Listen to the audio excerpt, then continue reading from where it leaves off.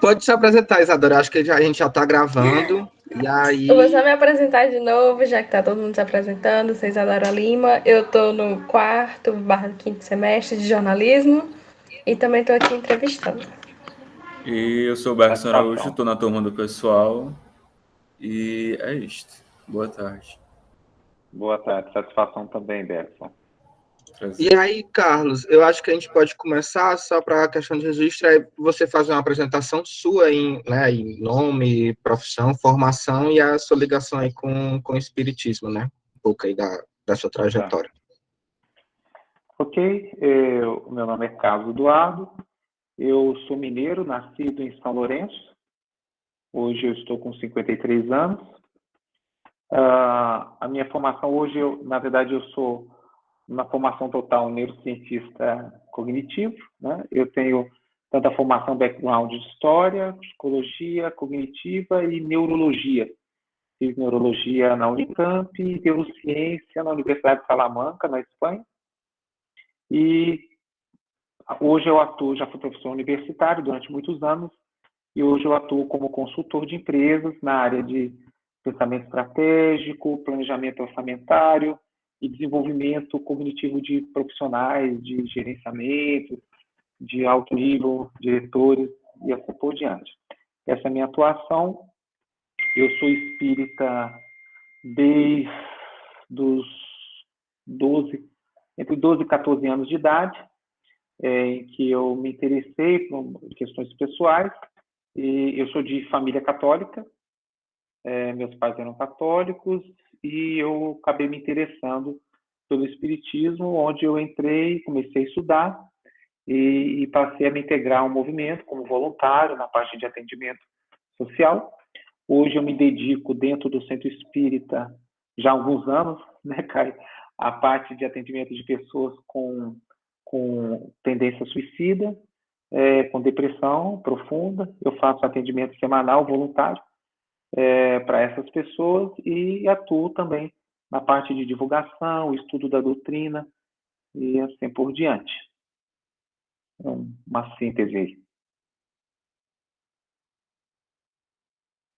Não sei se tem mais algum aspecto relevante que vocês gostariam que eu falasse. Acho que para início é isso. Gostaria de trazer a primeira questão. Recentemente a gente entrevistou um representante da Umbanda. E como a gente sabe, a Umbanda é uma religião sincrética que surgiu a partir de não sei se uma reunião espírita, mas algo relacionado ao espiritismo. Bom, eu gostaria de saber como o espiritismo vê a morte e o pós-morte, se tem essa interação com a Umbanda, que tem a questão da morte como transição e a reencarnação. Como o espiritismo vê a morte e o pós-morte? A morte, na visão espírita, é um processo natural, vamos dizer assim, de retorno do espírito à sua natureza, à sua real natureza, porque, do ponto de vista espírita, nós somos espíritos num corpo transitório, que estamos fazendo experiências cuja finalidade principal da encarnação é o aperfeiçoamento, a aquisição de experiências, o aprendizado e o desenvolvimento do amor. Então, para nós, na verdade, a morte é a finalização de um processo, de um período de aprendizado temporário que o espírito elegeu como sendo de sua necessidade, esta ou aquela, seja moral, seja intelectual, emocional, de diversas formas, né? Então, a morte, na verdade, é um retorno ao nosso estado natural, e esse período, né, que nós ficamos no que nós chamamos de erraticidade, ou mundo espiritual, ele é transitório para alguns, para aqueles que ainda precisam voltar, reencarnar, para poder continuar o seu processo evolutivo. E ele é um estado definitivo para aqueles que já concluíram esse processo, como se fosse, por exemplo, o ciclo de formação escolar, desde a pré-escola à faculdade, à pós-graduação. Terminado o ciclo, de aprendizado, você vai para a atuação, né? Então, nós entendemos como a reencarnação, a vida na Terra, como parte desse processo educacional do espírito, e depois dele concluído, ele vai atuar em outras instâncias do universo, da vida, dentro da programação e do planejamento divino. Essa é a nossa compreensão em síntese.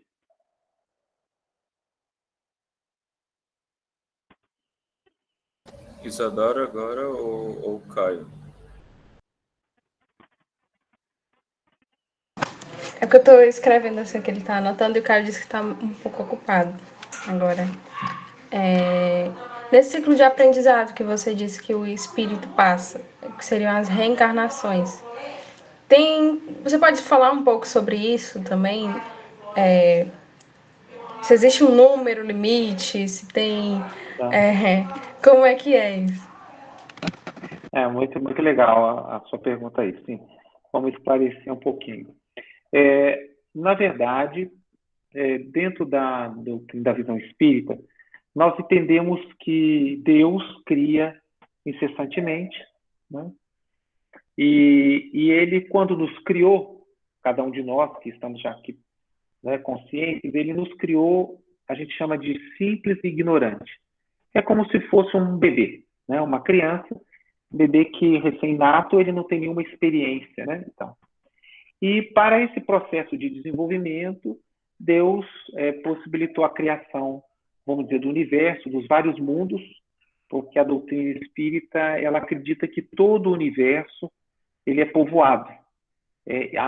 O conceito de humanidade espírita não é a humanidade da Terra, é a humanidade do universo, né? Hoje nós estamos aí no momento em que o próprio Pentágono, o governo americano, russo, todos estão admitindo que são fatos reais e que nós estamos em um momento iminente de contato realmente com seres inteligentes de outro planeta, extraterrestre, né? Para nós, dentro da doutrina, tanto quanto já era a visão de Giordano Bruno há mais de 500 anos, a humanidade não se restringe ao planeta Terra. Então, nós vemos para a Terra ou para outros planetas, onde nós vamos adquirir a experiência, né?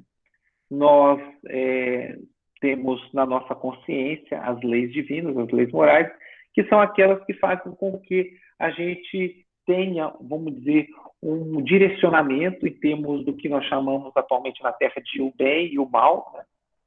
Porém, o mal para nós ele é sempre transitório, ele é efeito da ignorância ou do adoecimento da alma humana. Não o mal como um poder instituído, oposto a Deus, nada. Ele é uma transição.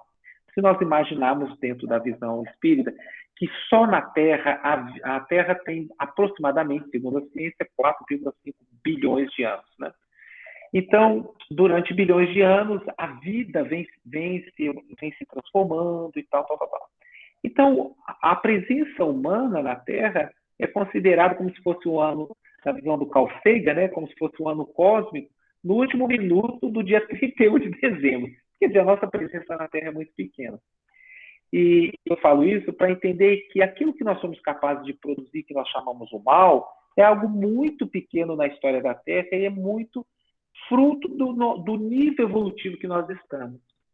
E também uma outra coisa importante para entender a reencarnação é que nós acreditamos que não apenas a alma humana é eterna, é imortal, melhor dizendo, né?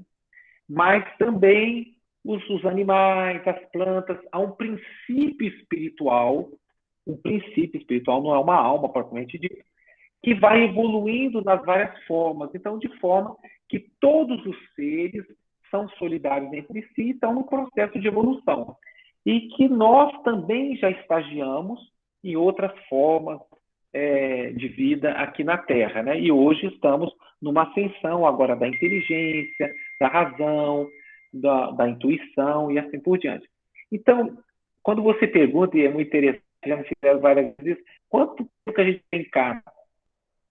É impossível de contar. Porque, primeiro, se nós imaginarmos a vida na Terra evoluindo por 2, 3 bilhões de anos, então você vê quanto que a experiência vai somando em termos de oportunidade de reencarnação das várias formas de vida, né? Mas, se pudesse falar assim, mas termina o processo de reencarnação? Sim, termina. Nós temos um determinado estágio que depende muito mais de nós. É como se falasse assim, olha, terminar a faculdade depende de você, né? Então, você pode fazer em 4 anos, em 5, em 7 anos, né? Mas imaginando que na Universidade Divina não existe jubilar, né? Ninguém se perde, né? Como diz o Evangelho, Cristo, ele fala para nós no Novo Testamento, nenhuma das ovelhas que o Pai me confiou se perderá. É muito bonita essa expressão, porque ao contrário do que determinadas outras formas de crer podem compreender, no Espiritismo nós não acreditamos que nenhum de nós é condenado ao mal, é condenado por Deus. Na verdade, a gente vai retornar até que a gente possa ir refazendo as nossas atitudes, adquirindo maior compreensão. E quando nós concluímos no que a gente chama de perfeição, o que é a perfeição? É um estado pleno de conhecimento, de amor e de experiência, né? Então, o único ser que nós acreditamos que alcançou essa condição é Jesus, na Terra que nós conhecemos. Todos os outros estamos em processo, que na verdade Jesus, para nós, ele é filho de Deus como nós. Para nós não concebemos Jesus como um ser, como sendo Deus.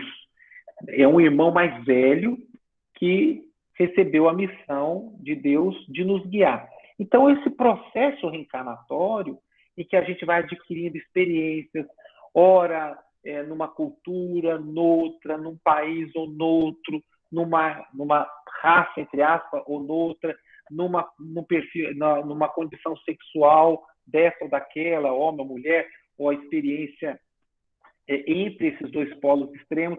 Tudo isso são experiências que nós vamos mudando para termos uma visão mais completa de tudo aquilo que a Terra tem a nos oferecer. Então, assim, não tem um número exato para nós, mas existe, sim, um ponto onde que nós podemos chegar e a gente não necessita mais ficar reencarnando. Aí você fala assim, mas e o que acontece? É que, como se falasse assim, depois que nós saímos da universidade, né, existe vida após a universidade, a jornada que a gente começou lá na pré-escola, até que seja até o doutorado, a gente adquiriu uma determinada competência para atuar na vida, não é isso? Então, assim, adquirimos uma profissão específica, um aprofundamento, uma área, e agora a gente vai para a realidade para transformar o mundo ou dar a nossa contribuição, nos realizarmos. Quando nós alcançamos a perfeição, é como se a gente tivesse o diploma, a gente fez até o doutorado, né? O livre docência, completamos tudo. E agora nós passamos a ter um outro tipo de vida, que é uma atuação no nível macro do universo, de experiências com Deus e também com outras consciências e tal. Então, tem esse processo. Então, por isso, a morte, para nós, ela é um processo natural, né, que plenamente, vamos dizer, libertador, porque ela marca determinados ciclos que a gente concluiu, né, e que ela não é o rompimento das relações entre nós e aqueles que nós amamos e que partiram.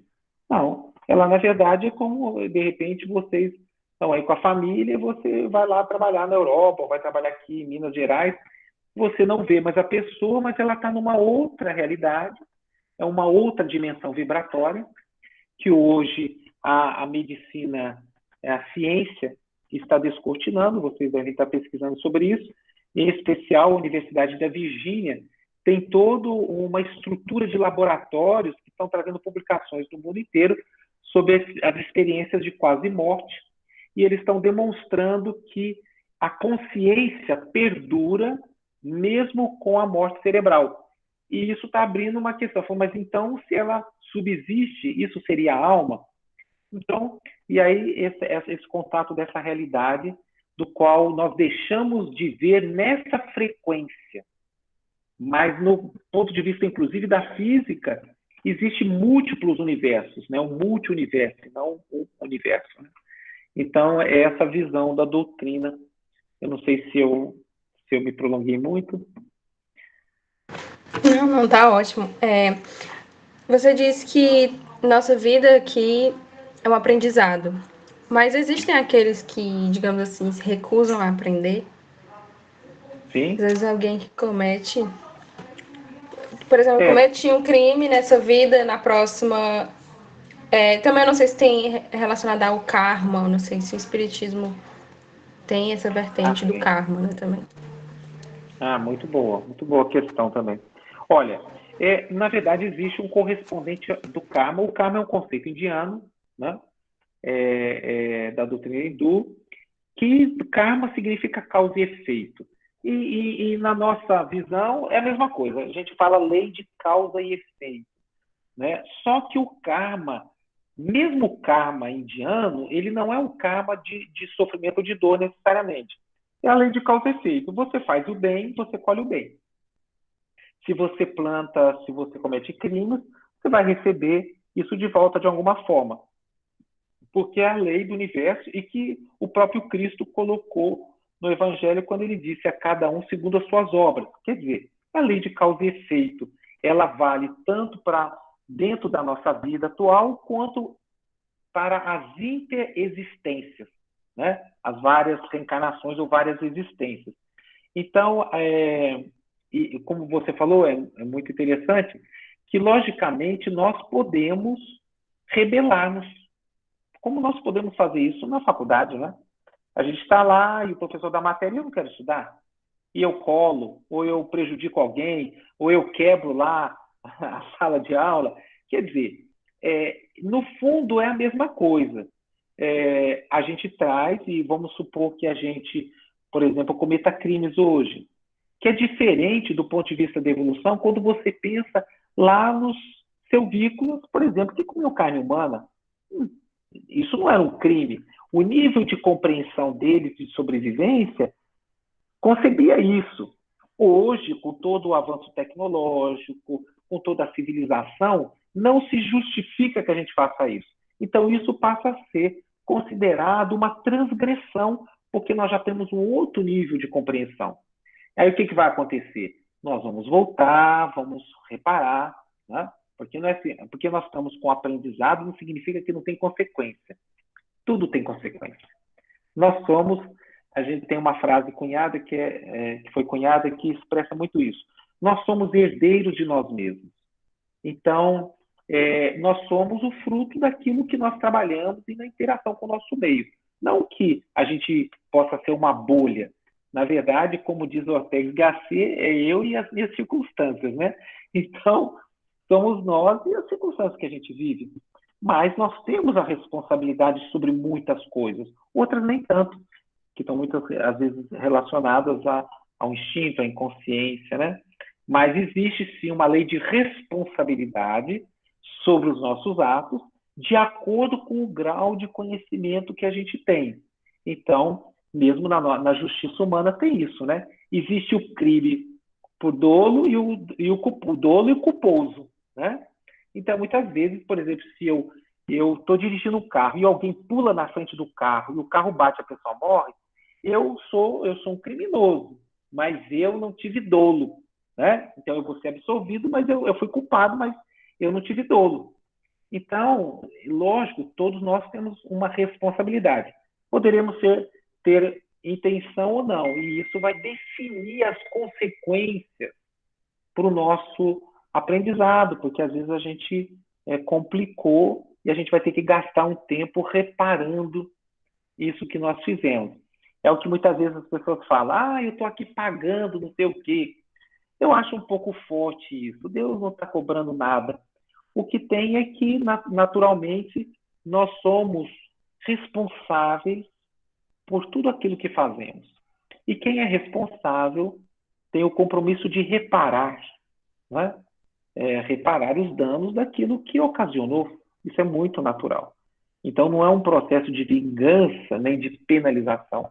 É um processo de responsabilização, dentro do que eu compreendo na doutrina espírita. E aí, Carlos, a gente acabou que foi começando, engatou e acabou que a gente pulou e não falou que de fato que é o espiritismo, né? E como surgiu, né? A gente já foi engatando, se você puder responder essas duas perguntas. Claro. Well, importantíssima pergunta, né? Que é o espiritismo? Nós nos consideramos, a doutrina é definida como aliás, o espiritismo é definido como uma doutrina de 3 aspectos, ou tríplice aspecto. Ela tem aspectos científicos, aspectos filosóficos e aspectos religiosos. Muitos perguntam, o espiritismo é uma religião? Sim. Não é no sentido tradicional. Nós não temos uma liturgia. Por exemplo, mesmo na Umbanda existe um ritual. Então, eles têm um ritual, como a Igreja Católica tem um ritual, e que é muito nobre.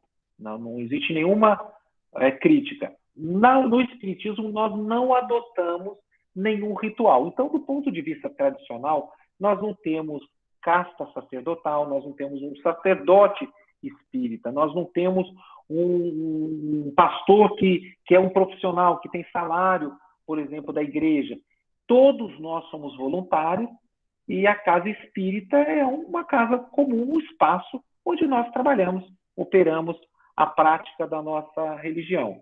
Mas ela tem o aspecto científico, que é o aspecto que estuda a mediunidade, que é essa faculdade de intercâmbio com os espíritos, da interação com o mundo espiritual, né? Ela tem a dimensão filosófica, que é dado pelo Livro dos Espíritos, que é onde nós tiramos a implicação. Por exemplo, se nós somos eternos, se nós vamos viver e vamos ter várias existências, né?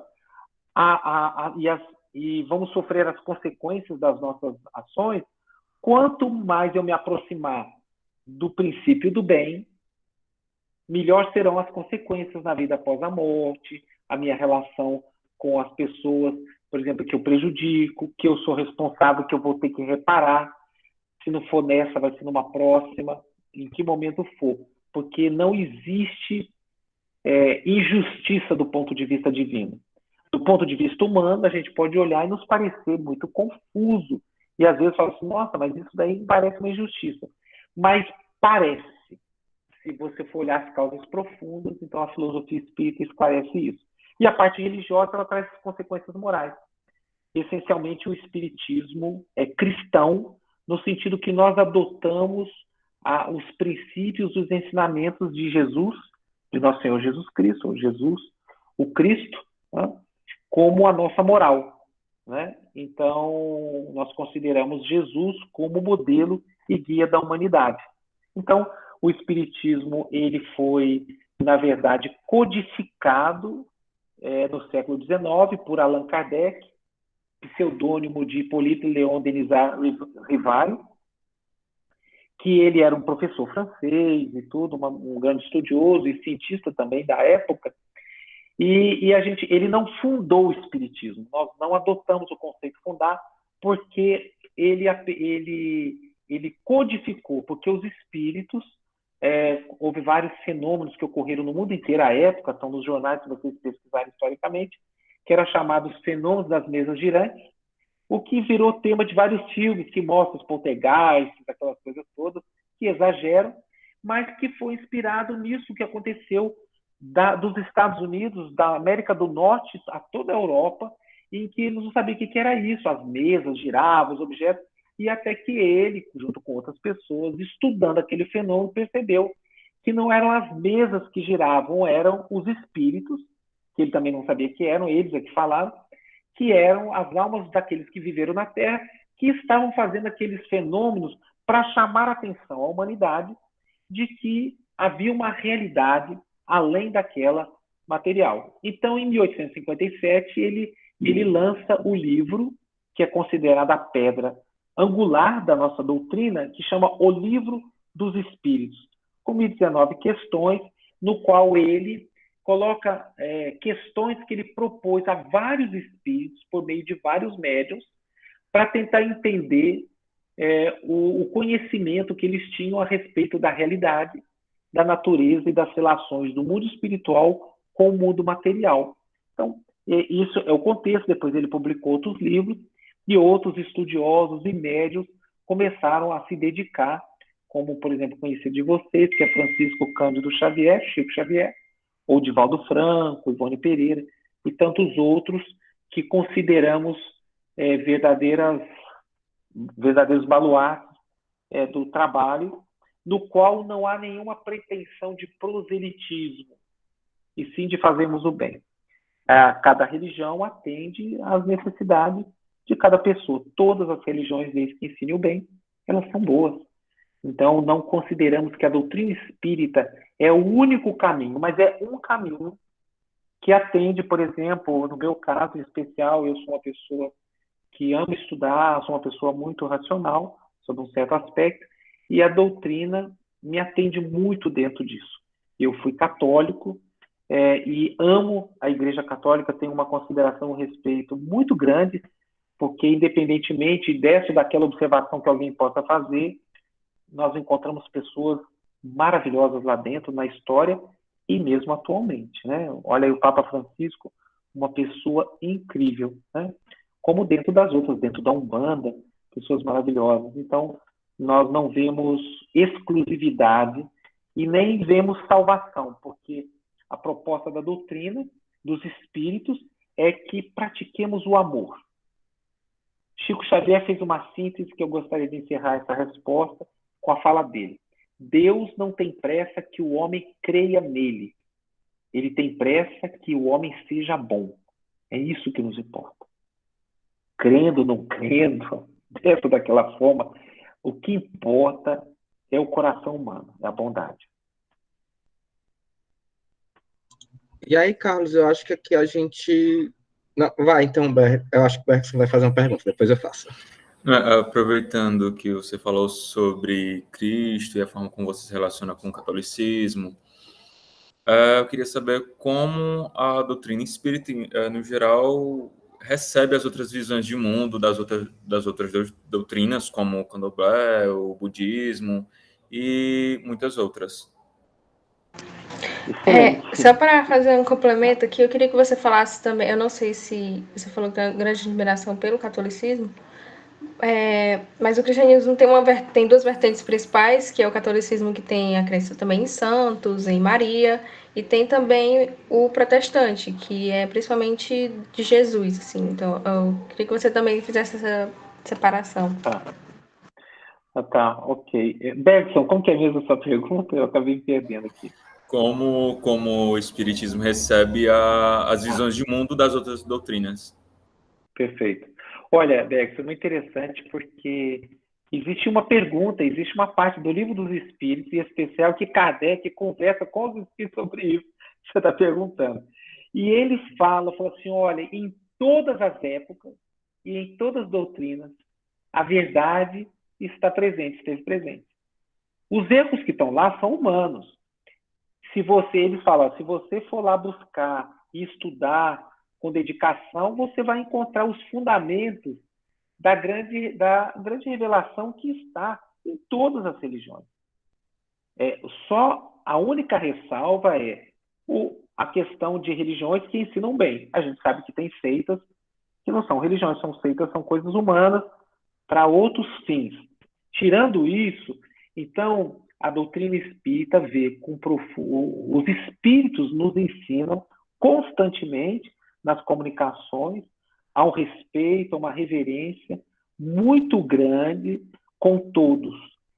O que nós entendemos que cada um tem formas diferentes de expressar ou determinadas compreensões diferentes da nossa, mas isso não invalida o que é de essencial, que é a moral, o bem, né?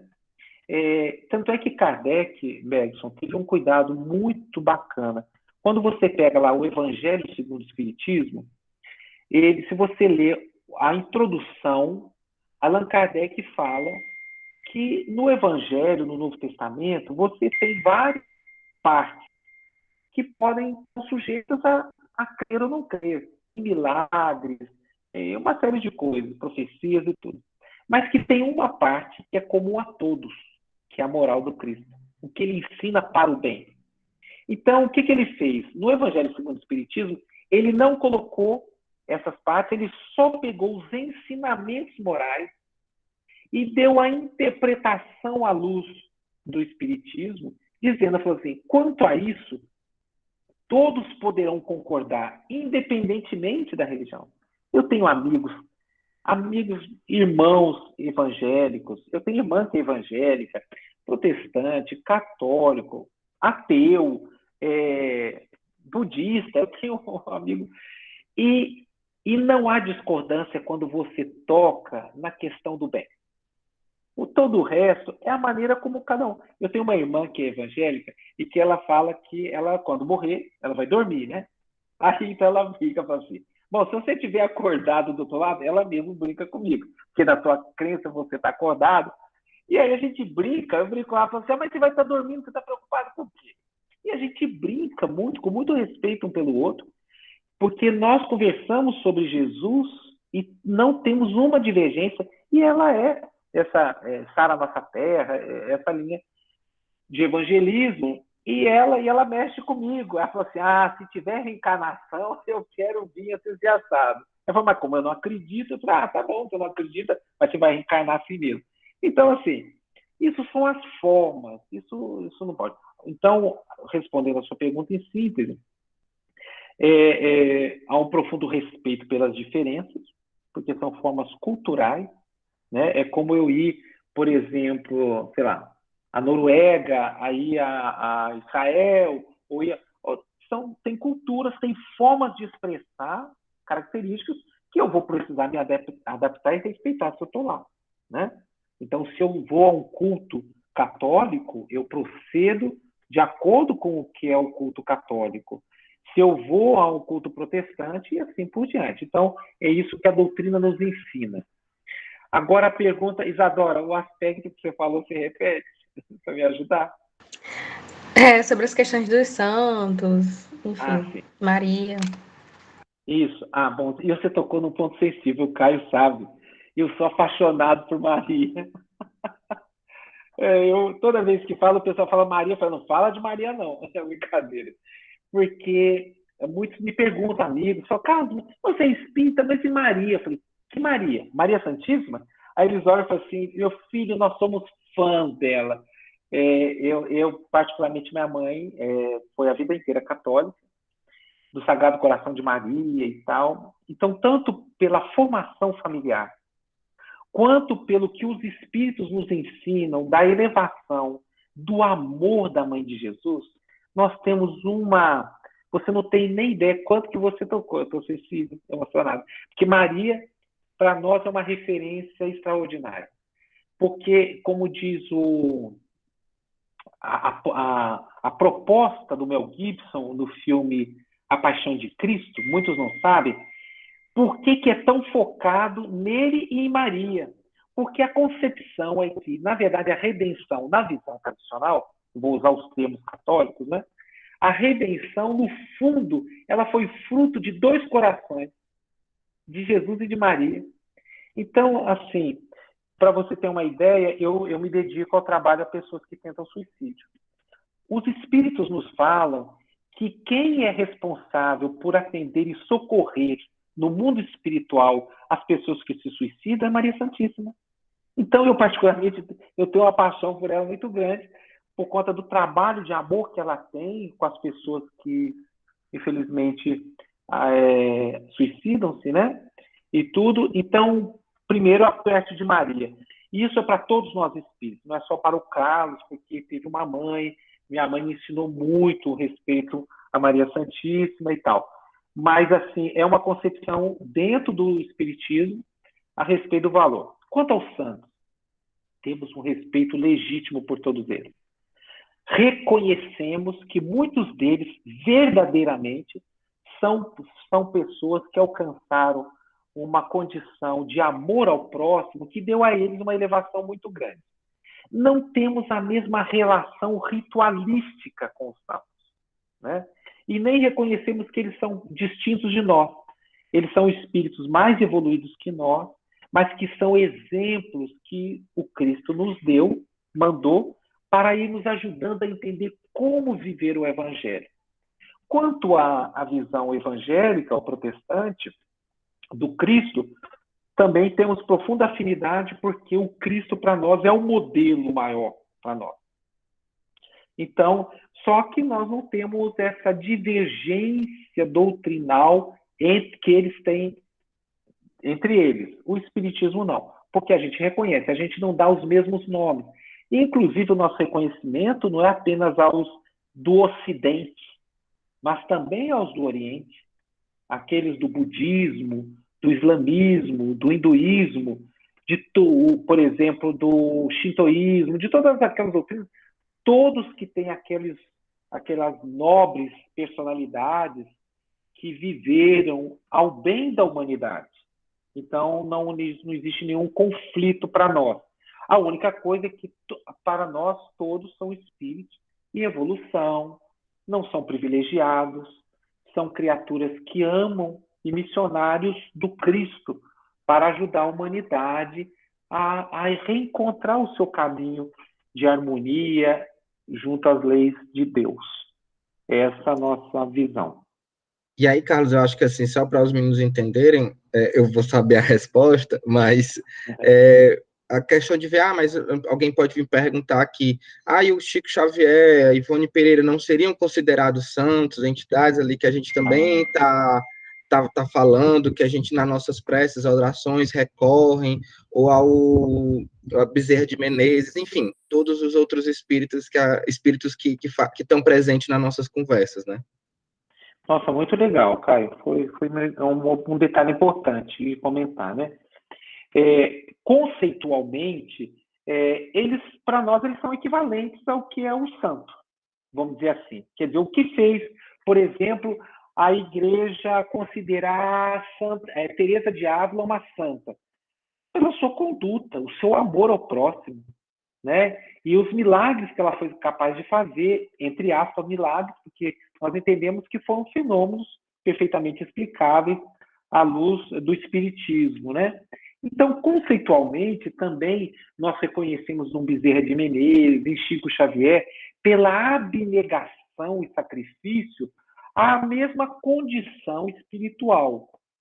A nossa relação com eles tem características diferentes na nossa oração, né? No sentido de que a gente pede ajuda também, a gente pede auxílio, porém entendendo que eles não são criaturas, porque a palavra santo, originalmente, que significa separado, né? Então, eles não têm esse estado. Na verdade, existe uma continuidade, né?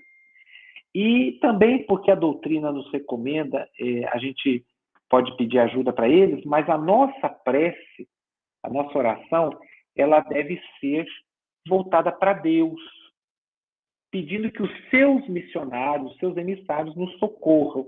Então, existe uma solidariedade entre eles, sim, né? Mas nós reconhecemos da mesma forma, mas não com a titulação, apenas como sendo pessoas, espíritos admiráveis pela sua bondade, que são exemplos que a gente precisa seguir. Mais do que pedir, a gente precisa seguir o exemplo deles. Carlos, acho que tu já deu uma geral, né? A gente já entendeu um pouco. E agora, partindo mesmo para a nossa temática, eu queria que tu falasse um pouco sobre a relação entre o espiritismo e a morte. Que aí né? A gente vai detalhando mais no decorrer, porque é muita coisa. Não, perfeito.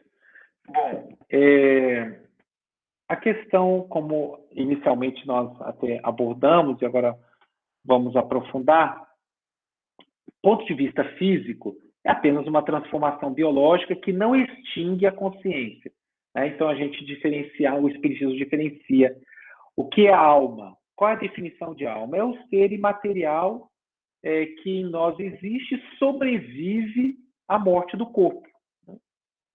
O corpo, para nós, espíritas, ele é profundamente sagrado. Há um pensamento que expressa isso, um pensamento do espírito Emmanuel, através do Chico Xavier, que ele nos recomenda o seguinte: cuide do corpo como se fosse viver eternamente nele e da alma como se fosse morrer amanhã. Mostrando que, porque nós acreditamos nós confiamos na continuidade da vida, né, da existência da alma, não quer dizer que o corpo tenha menos valor. Ao contrário. A nossa existência na Terra é muito importante. Ela é condição, inclusive, para nós adquirirmos determinadas experiências. Por isso, Deus fez da reencarnação uma necessidade. Então, isso significa que todo cuidado e zelo com o corpo é pouco. E uma outra coisa é que é tão importante que Deus nos deu o instinto de conservação, para que a gente não se precipitasse na morte, né? Kardec perguntou aos espíritos, pensando, por que nós, se a vida continua, por que nós temos medo da morte? E aí eles falaram assim, não, é que por causa, Deus deu o instinto de conservação para que nós trabalhássemos para permanecer na Terra o maior tempo possível. Porque quanto tempo nós permanecemos aqui, é a experiência que nós estamos adquirindo, né? É como se a gente falasse assim, puxa vida, você recebeu lá a matrícula, ou vocês estão pagando a faculdade e pensando que tem lá tantos dias de estudo. Então, aproveitar ao máximo, né, a presença dos professores, as horas de estudo, porque você quer tirar o máximo de proveito. Então, o instinto de conservação veio para isso. Então, o medo da morte, ele, primariamente, ele é um mecanismo de proteção para nós, para que a gente não se precipite e acabe morrendo antes do tempo, né? Por isso que, no caso do suicídio, é considerado uma violação espiritual, porque você luta contra o seu instinto de conservação. Olha, eu trabalho com a questão da ideação suicida, não estamos fazendo nenhuma crítica, porque de perto percebo quanto sofrimento. E que as pessoas que se matam não querem morrer. Todos eles falam, é uma coisa impressionante. Então, eu falo assim, eu não quero morrer. Na verdade, eu quero ficar livre dessa dor que eu estou sentindo. Então, muitas vezes, acredita que morrendo ele vai ficar livre, o que é um equívoco, né? Porque a vida continua e se o meu corpo é um patrimônio que Deus me deu, se eu o destruo inadvertidamente, irresponsavelmente, eu também vou ser responsável por isso. Afinal de contas, porque é um empréstimo. Então, a gente imaginar que a gente tem lá um livro da universidade que foi emprestado. E aí a gente vai e põe fogo. A universidade fala, não, você vai ter que reparar, você vai ter que colocar todo lugar. Tem consequências, porque, na verdade, é um empréstimo. Então, a vida, a existência na Terra é um empréstimo para nós, é um recurso que Deus está nos dando, né? Tanto é que nós concordamos com a Igreja Católica que a vida é uma só. As existências é que são múltiplas. Nós temos várias existências, mas a vida é uma e ela é imortal. Então a gente continua. Então a morte tem um segundo conceito importante que é como se fosse assim, tal vida, tal morte. Logicamente, o processo de morrer, ele pode ser um processo mais aflitivo ou mais pacífico, segundo a condição que a consciência se colocou, ou do apego que nós temos àquilo que nós possuímos, àquilo que nós vivemos. Então, a gente vê pessoas que estão próximas à morte numa serenidade incrível, passaram uma vida tranquila no sentido do ponto de vista da consciência, e chega e se avizinha aquilo com tranquilidade. E outros entram em desespero, né? Então, tem dois fatores principais na questão aí desse processo da pessoa na morte, né? Tem, primeiro, as questões conscienciais, né? Por isso se fala tanto, olha, essa pessoa, se você tem um familiar que está próximo, vai lá, converse, fale que ama, peça desculpa, porque isso é um processo já cientificamente demonstrado que nos momentos cruciais, né, que a pessoa está se avizinhando da morte, realmente a pessoa, a única coisa que ela se importa, não é com os bens, não é com nada.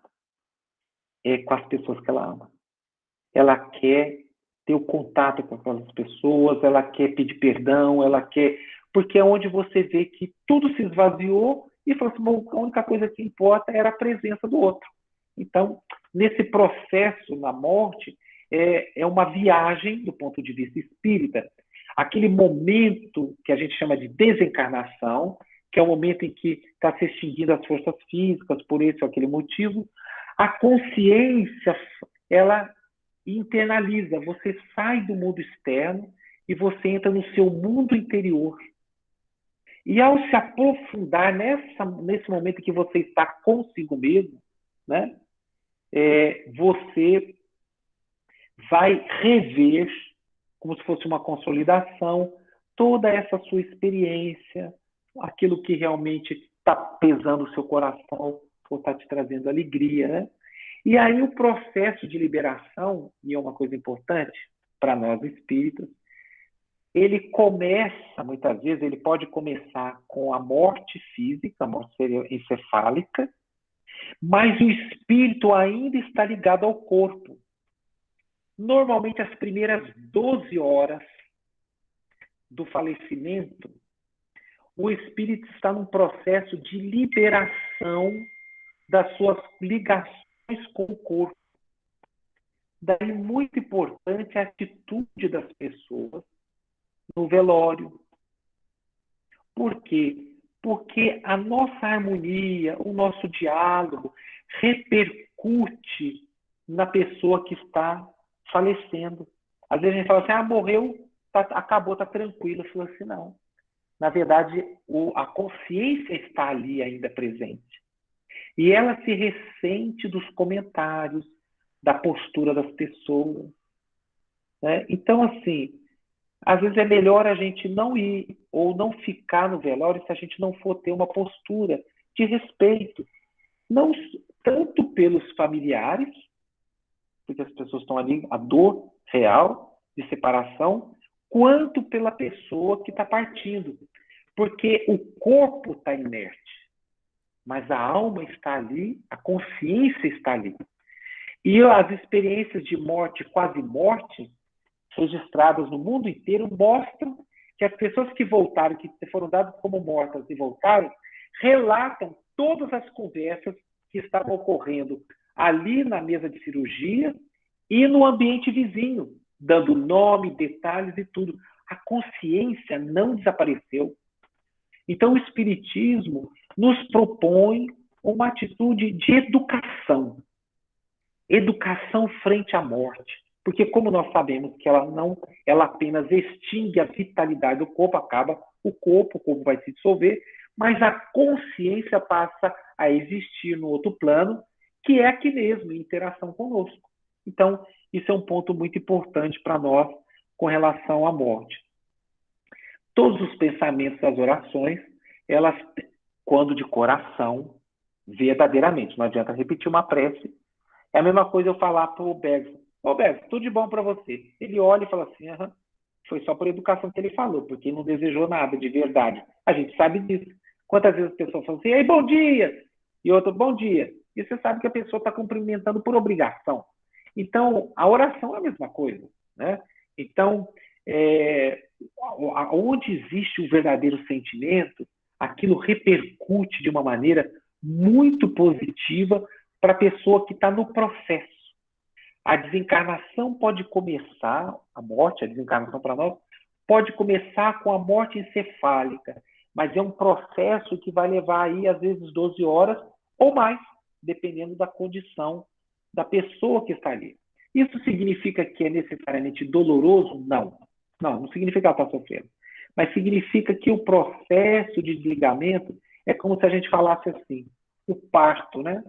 Então, a mulher entra em processo de parto, tem as contrações, então começa a ter expulsão, cortar o cordão umbilical. É um processo.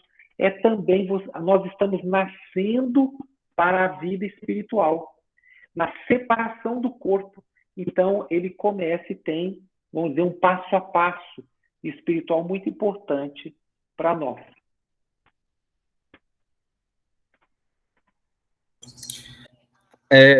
Carlos, eu acho que agora a gente poderia falar um pouco sobre como é o luto, como a doutrina espírita vê o luto. luta a questão da saudade, né? Também porque por mais que a gente estude, continue sempre estudando, esse sentimento ele faz parte do ser humano, né? A gente não desloca, não dá para ter essa compreensão, essa separação nunca, né? Infelizmente, não é tão simples assim. Sim, é como se a gente imaginasse que quando um ente querido viaja, a gente não fosse sentir saudade só porque sabe que ele está bem. Tem nada a ver. Segundo a terapeuta, ela diz que a gente sente falta de um abajur que está do nosso lado. Quem dirá de uma pessoa, se você se abajur sumir. Não tem como, né? Eu já passei pelo luto muito forte 2 vezes, e é uma pergunta também relevante no sentido de que, primeiro, o luto é muito importante. A ciência do luto é muito importante. Independentemente, como o Caio colocou, o luto ele vai existir mesmo nós estando convictos da existência, porque o luto é sobre a separação, não é sobre a extinção, é sobre a separação, o distanciamento vibratório temporário que vai ocorrer entre nós e aquele ser que nós amamos, ou que somos amados, nós somos nós que estamos vindo, né? E tal. Então, o luto é o processo de separação, da consciência, do distanciamento. Então, uma das coisas muito importantes, que está dentro da doutrina, é assim, a saudade, a emoção, chorar, isso não prejudica a pessoa que está indo. Isso faz parte do processo. O que não é recomendado é o adoecimento emocional, no qual vem a revolta, vem o desespero, que aí sim, esse tipo de comportamento, ele aflige a pessoa que faleceu, tanto quanto atormenta aquele que está vivenciando isso, né? Então, a emoção daquele momento, a prece de agradecimento, e dentro da ciência, da psicologia do luto, considera-se 1 ano, 12 meses praticamente, em que ainda você é considerado saudável, você está em luto. Não está deprimido, mas está em luto.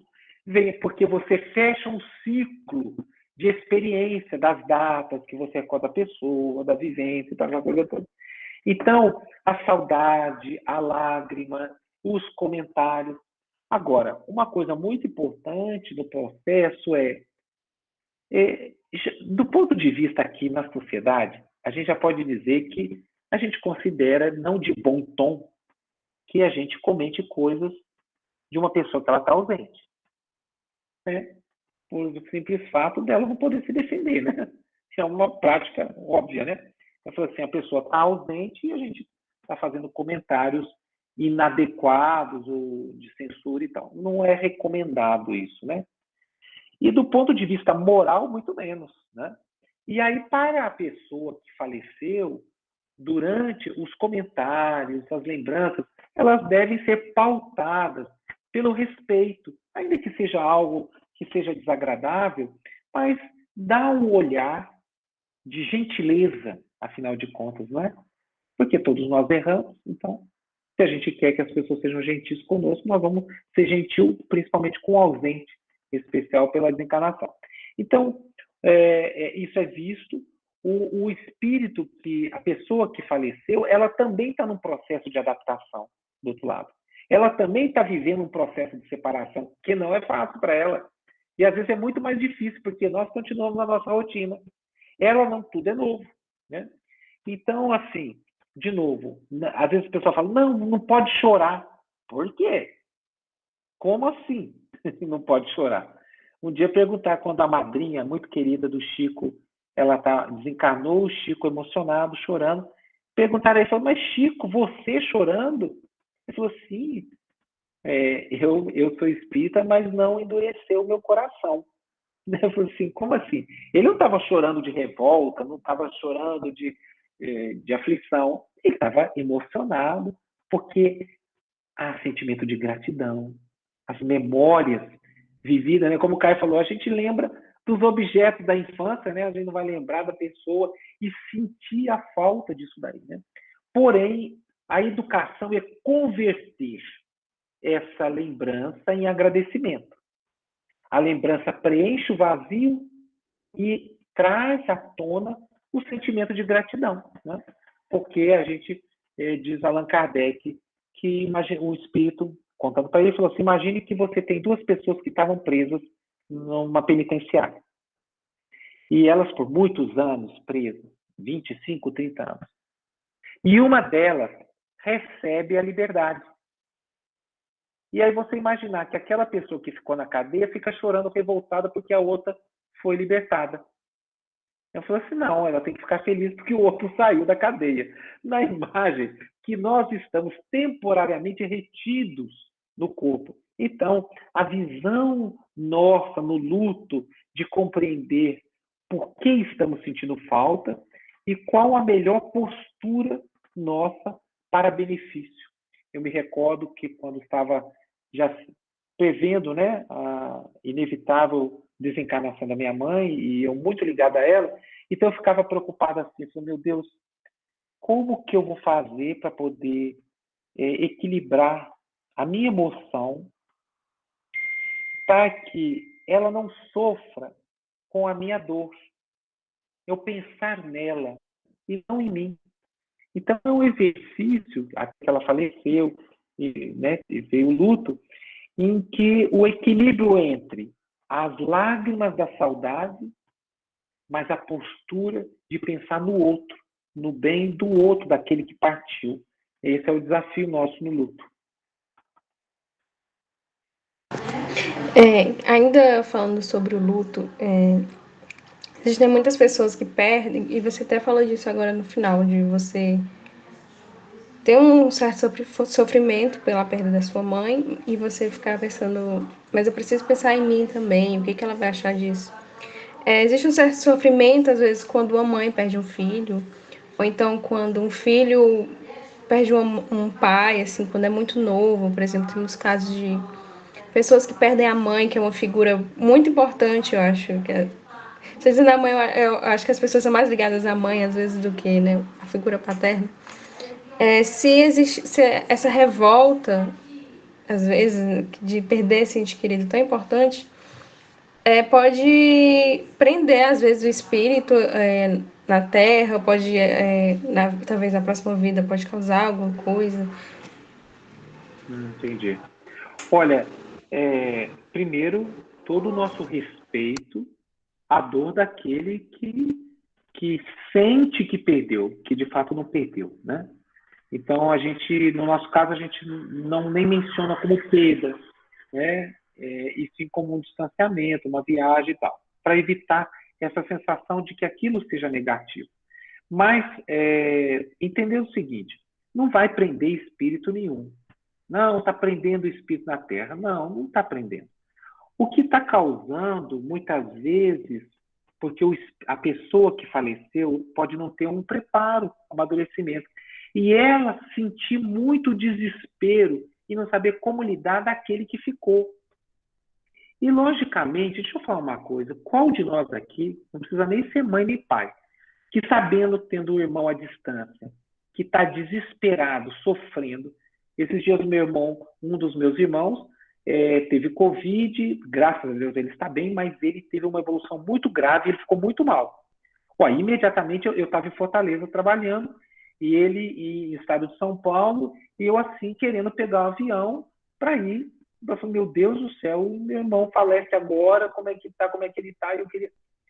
Porque é natural. Então, se você imaginar que a pessoa está na outra vida, e ela, pelo pensamento, porque o pensamento é o grande canal de comunicação entre os espíritos, recebendo que a pessoa que ela ama, está lá sofrendo, desesperado, revoltada. Ela começa a se afligir, querendo voltar, querendo olhar. Então, não é no sentido que prendeu, que aí ele não vai poder ir para a luz, que não vai, não tem nada disso. É mesmo uma questão humana, de causar ao outro aquela aflição e não permitir que ela possa viver tranquilamente, né, na nova realidade que ela está experimentando, né? Então, logicamente, mas a ordem natural é que vá a mãe e o pai, tudo isso faz parte dos nossos preconceitos. Porque em nenhum momento na história da humanidade, em 8 bilhões de pessoas, morre só pessoa idosa. morre todo mundo, né? Então, tem um que vai mais cedo, outro que vai mais tarde, porque isso é a vida, não existe, né? Então, um dia, aquele Nelson Pitilini perdeu um filho, né? Vamos dizer assim, ele faleceu, e ele com aquela dor tremenda, ele foi ao Chico. E quando ele chegou no Chico, ele falou assim, Chico, por que eu? O Chico pôs a mão no braço dele e falou assim, mas por que não você? Porque a morte é um processo natural que afeta todos. Ah, mas eu sou mãe. Sim, mas o outro é pai, o outro também sofre. Ah, mas eu sou pai, não, mas o outro é irmão, ele também sofre. Quer dizer, tudo isso são justificativas, muitas vezes, culturais, que a gente utiliza para não enfrentar que a morte, ela está aí, é uma realidade, e ela faz parte da nossa vida, né? Pegamos o bilhete mais cedo ou mais tarde, mas é isso mesmo, né? Agora, a grande questão é nós não pensarmos somente em nós que ficamos. Ah, mas o que eu vou fazer da minha vida sem ela? O que eu vou fazer da minha vida sem ele? Eu entendo esse questionamento àqueles que não têm o conhecimento que a doutrina oferece, mas para nós espíritas não faz sentido nós nos posicionarmos dessa forma.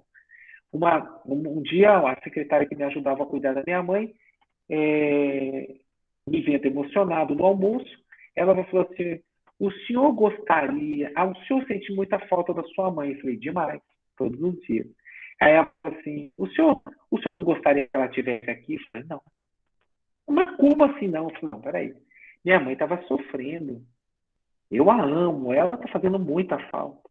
Mas quanto custaria para ela ficar mais? Com todo o processo de adoecimento dela. Ela era uma pessoa extremamente resignada, mas quanto custava a ela? Eu falei assim, eu não posso ser egoísta a ponto de querer que o meu ente querido, só porque vai me dar mais conforto, eu fique, ela fique, eu vou, porque todo mundo vai. Então, né? Então esse cuidado do nosso olhar. Estamos falando aqui racionalmente. Deixa eu falar uma coisa, eu sei o que é o processo, mas estamos falando à luz do esclarecimento para que a gente possa ponderar que nós precisamos amar sem egoísmo, entendendo que é um processo. Se houvesse escolha, tudo bem, mas atinge a todos. Lembrando que o Chico falou, por que não você? Né? Então, a gente aprender exatamente a amar e valorizar o momento presente. Porque esses dias eu estava com uma pessoa que falou assim, ele faleceu, mas já estava com 90 anos. E falou como se fosse assim, não, tudo bem. Eu falei assim, como assim tudo bem? Não, mas a filha dele ainda está lá, porque meu pai foi. Eu falei assim, mas meu filho, a dor da saudade não é porque a pessoa é nova. Pode ser com 115 anos. É porque é a relação de amor, não é a idade. Né? Então, é esse cuidado.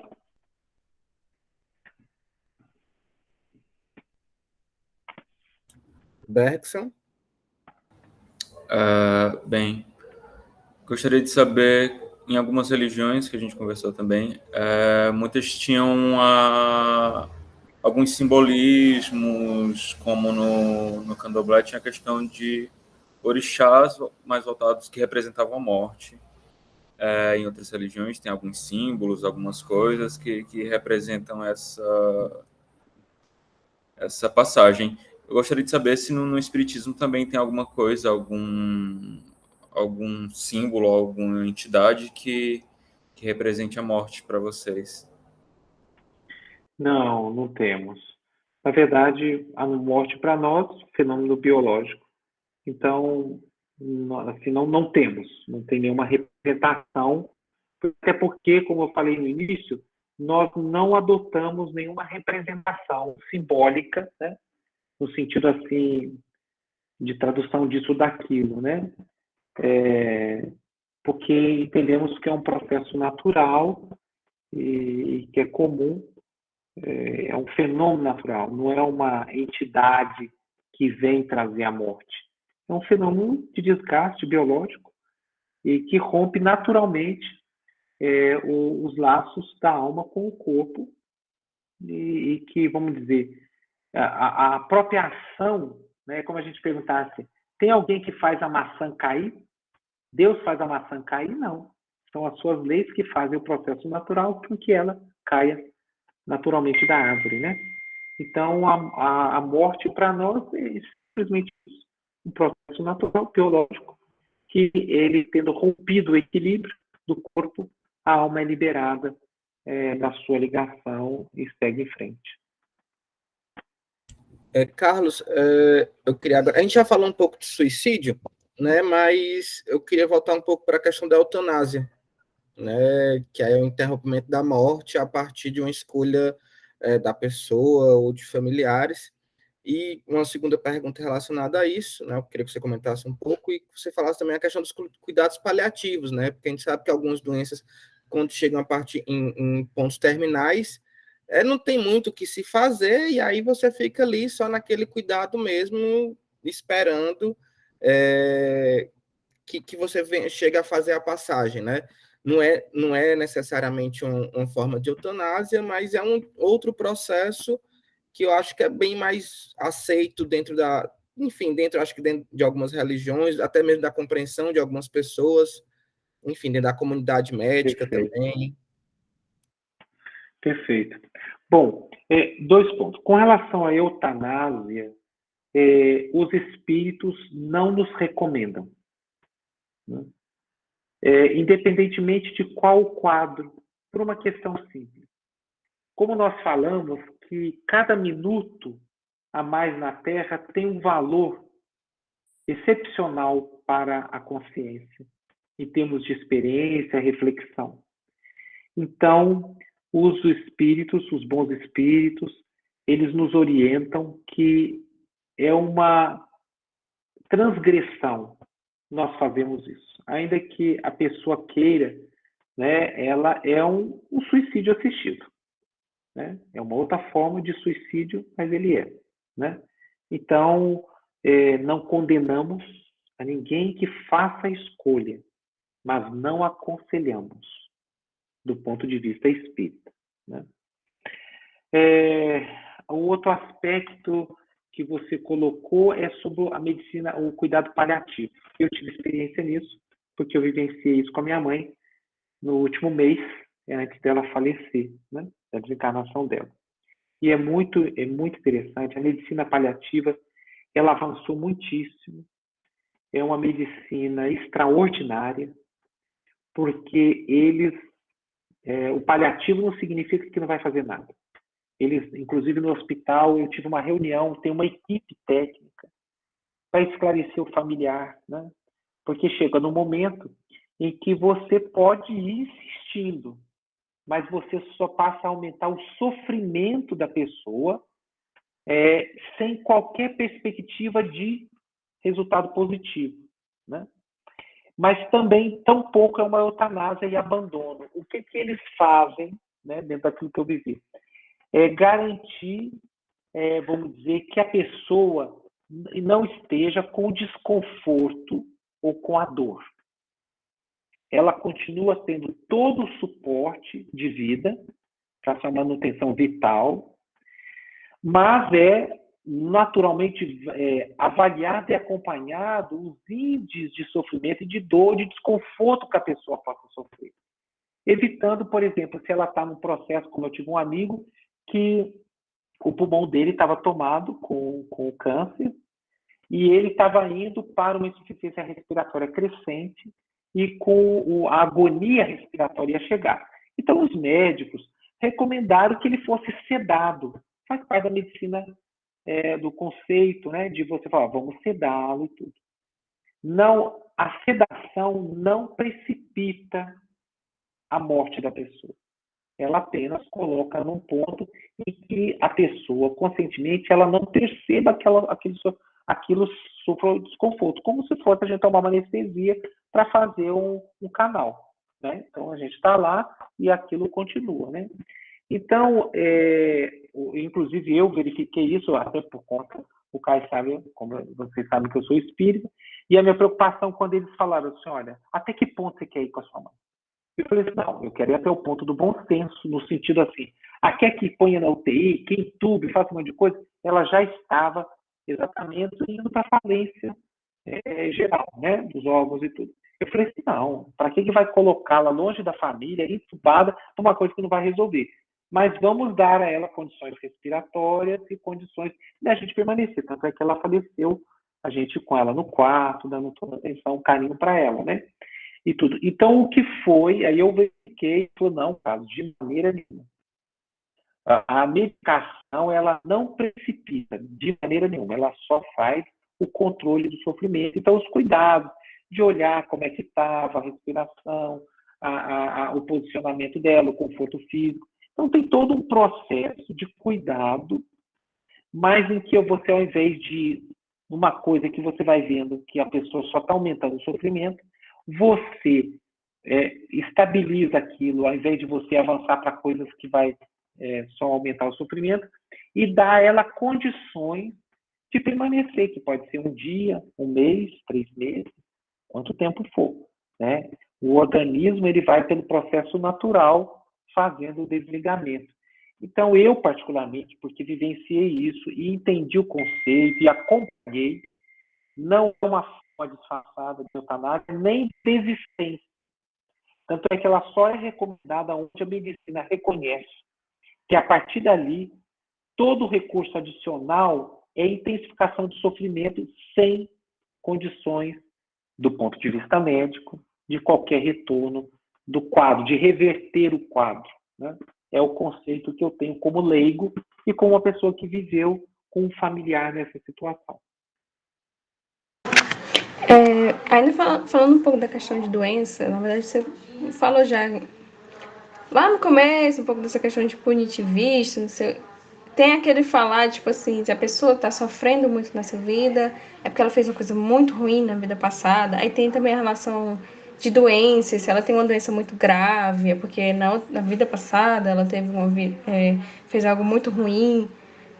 Como é que o Espiritismo enxerga isso? Muito bom. Eu quero posicionar com 2 coisas, com muito cuidado. A sua pergunta é uma pergunta muito delicada, muito importante, muito delicada, que eu vou tentar responder. Por favor, se houver qualquer dúvida da minha resposta, por favor, me interrompam. Bom, do primeiro ponto, a gente entender que sofrimento é punição. Não é verdade. Se fosse assim, por que os animais sofrem? Então, os animais também, não é só o ser humano, né? Os animais domésticos, os animais criados pelos homens, os animais selvagens. Lá eles quebram a perna, ficam lá agonizando na beira do rio, vem o outro animal, come. O sofrimento, vamos dizer, a dor, essa coisa toda, ela faz parte da transformação biológica, do processo da natureza aí. Então, primeiro, a dor, ela está presente para todos os seres, né? Vivos, pelo menos, então isso daí. Primeiro, a gente encarar. Agora, existem aspectos na vida humana relacionados ao sofrimento que existe uma razão, né? Se simplificou e de uma forma meio caricatural a questão da reencarnação, dizendo, é porque eu fui muito ruim, eu estou pagando muito e tal. Eu falo, olha, isso é um pouco caricatural, né? O que a gente tem que entender, que a lei da reencarnação nos explica, é que existe uma razão para as experiências boas ou dolorosas que nós estejamos passando na Terra. Existe uma razão, né? Existe a dor provacional, né, que a gente chama assim, que são experiências dolorosas que a gente passa como um desafio ao crescimento, à superação da pessoa. E existe dores expiação, vamos dizer assim, que é aquela em que a gente está sofrendo as consequências. Imaginando, por exemplo, uma pessoa que se suicida e que ela voluntariamente, ela, por exemplo, dá um tiro na cabeça, aqui no alto, na boca e tal. Então, o que acontece? Ela destrói um patrimônio em uma área específica, né? Através do cérebro e tudo. Então, ela, graças ao amor divino, ela vai continuar, não vai ser abandonada. Ela vai renascer, ela vai ser assistido e depois vai voltar a reencarnar para continuar o seu processo. Agora, se Deus é amor, também Deus é justiça, no sentido de que, olha, você destruiu o patrimônio e agora você precisa reparar esse patrimônio. Então, a gente vem e reencarna, por exemplo, com algum tipo de lesão cerebral que está relacionada a onde foi que a munição, aquela munição, entrou e destruiu. Se destruiu o centro da fala, vem mudo, se foi da visão, vem cego e tal. E aí ele vem e passa aquele período que ele teria com aquela condição como uma forma de reeducação e de reparação das estruturas físicas que ele não soube valorizar. Porque o Pai, Deus, como Pai, ele é infinito amor e bondade.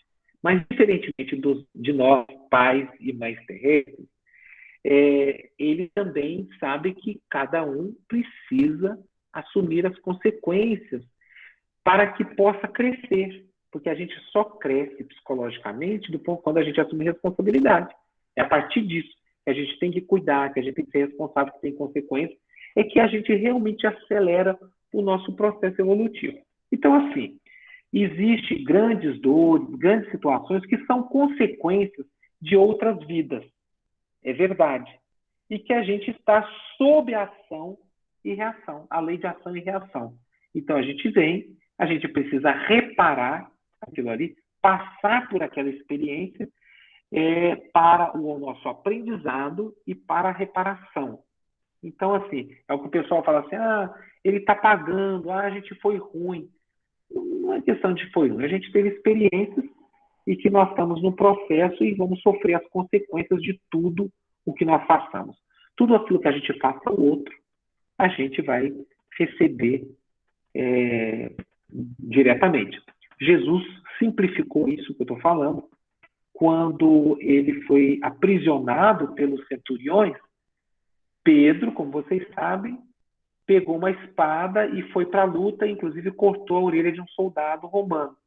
E Jesus veio e falar para ele, Pedro, embainha a tua espada, guarda a tua espada.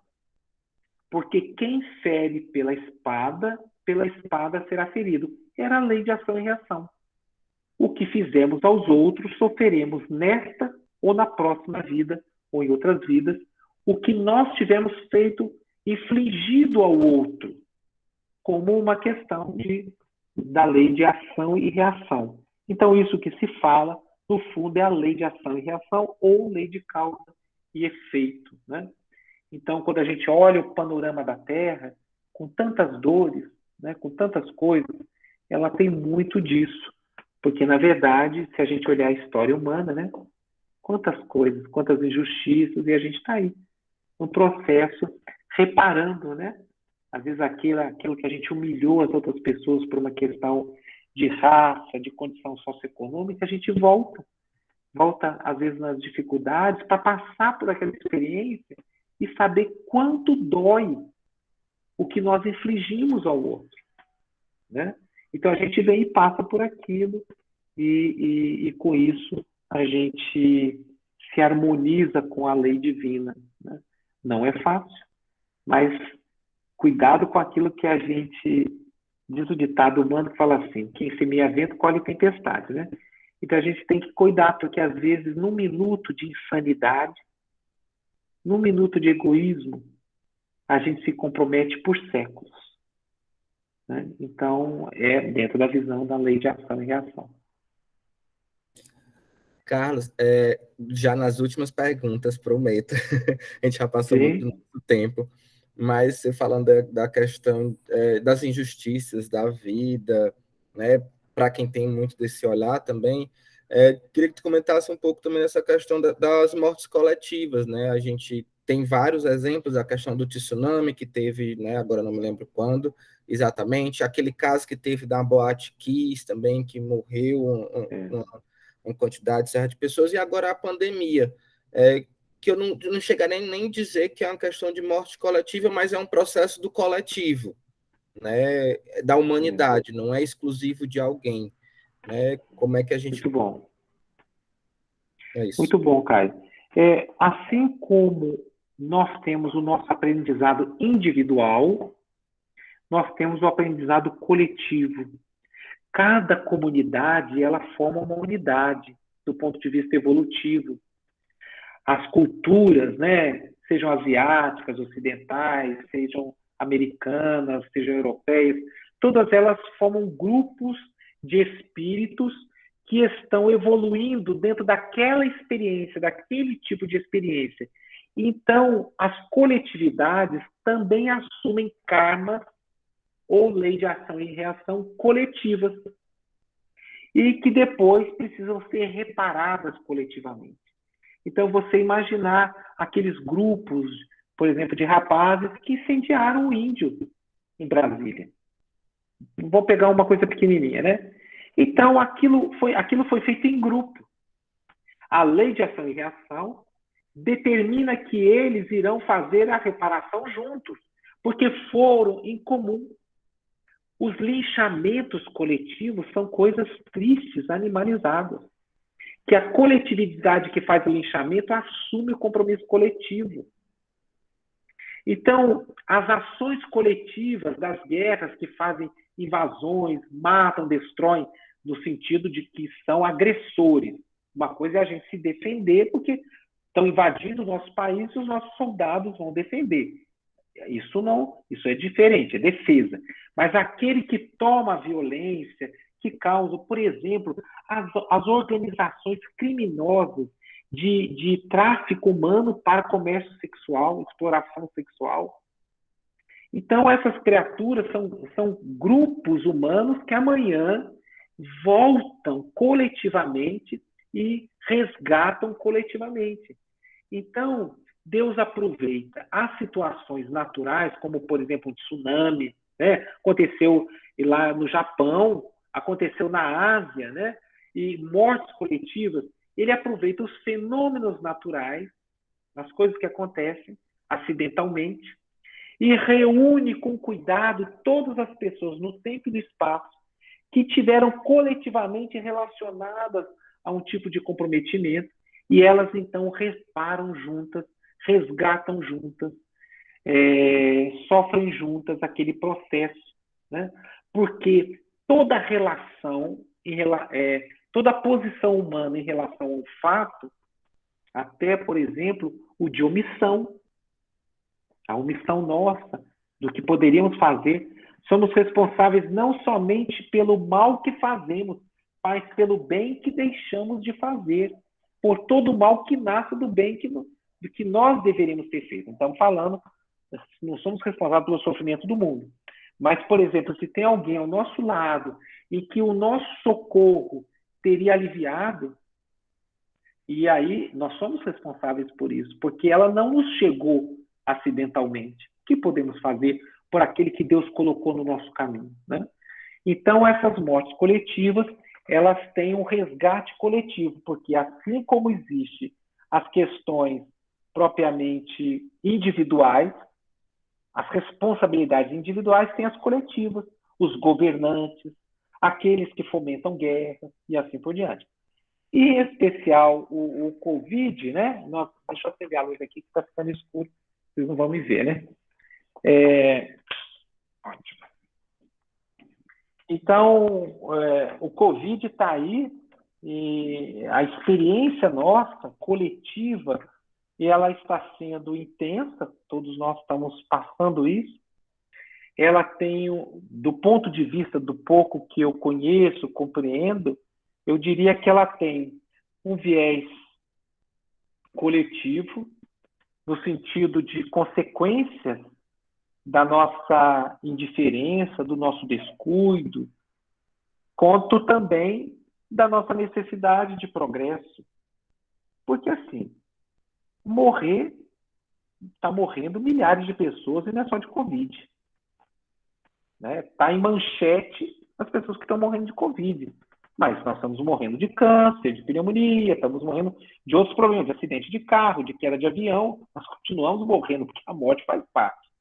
Agora, por que esse processo intenso coletivo num momento extremamente importante da humanidade? Os espíritos nos falam que essas situações como o Covid, elas são, primeiro, aceleradores do nosso progresso. Quanto que a ciência, quanto que os órgãos internacionais, a própria economia, a próprio desenvolvimento tecnológico, a própria educação, todos os setores da sociedade humana estão num processo acelerado. Eu não sei se vocês vão concordar comigo, mas eu vou dar um exemplo que eu achei muito engraçado.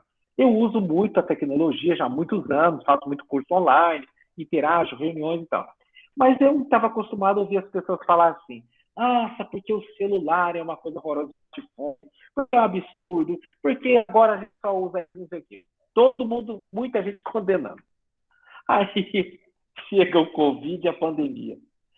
Se não fosse o smartphone, como é que as pessoas iam lidar com o que já foi difícil de isolamento? Se não fosse a tecnologia.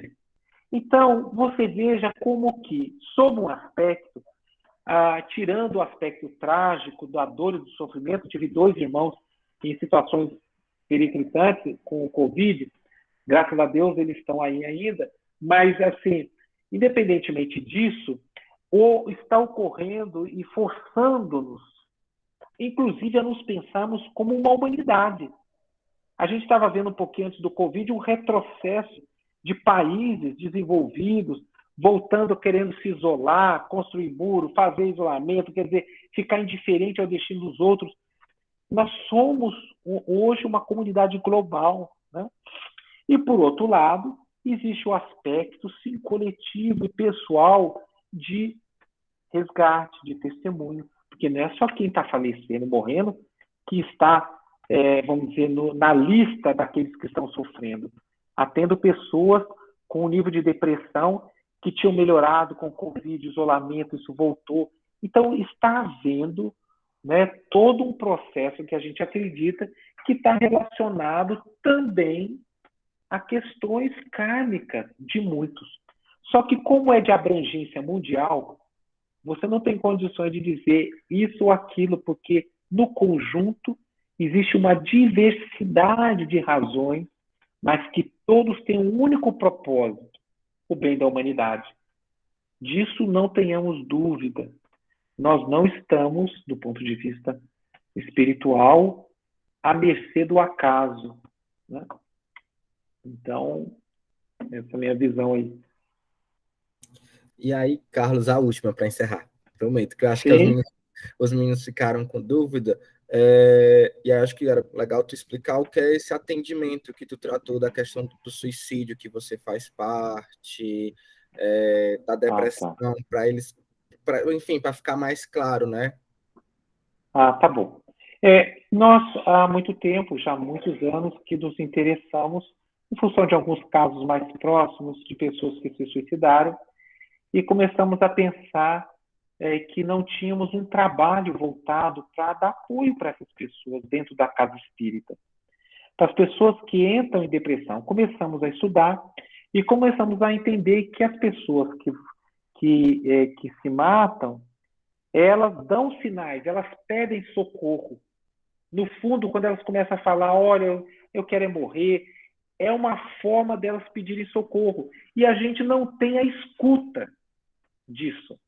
Muitas vezes a gente, tá fazendo. Eu atendi um caso, só para você ter uma ideia, da irmã de uma pessoa que se suicidou. Mas sabe qual que era o caso? O desespero dela. Por quê? Ela nos contando que o irmão vinha com depressão e falando que ia se matar.